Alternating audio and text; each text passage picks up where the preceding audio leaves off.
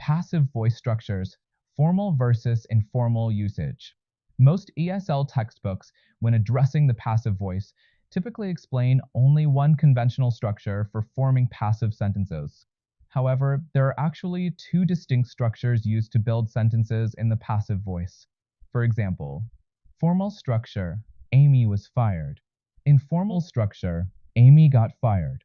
Both sentences are grammatically passive, but they differ in formality and emotional tone.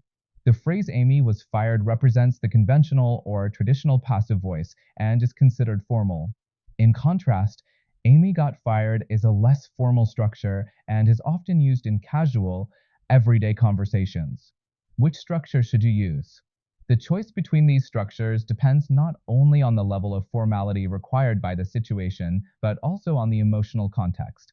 For formal speeches or written documents, such as professional reports or academic papers, the formal structure, Amy was fired, is more appropriate.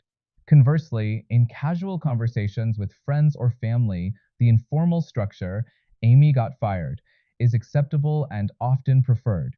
Tone and emotional considerations. It is important to note that Amy was fired does not inherently convey emotion or empathy. It is neutral and objective. On the other hand, Amy got fired often carries an emotional undertone, expressing sympathy or empathy for Amy's situation. When deciding which structure to use, you may need to balance formality with empathy.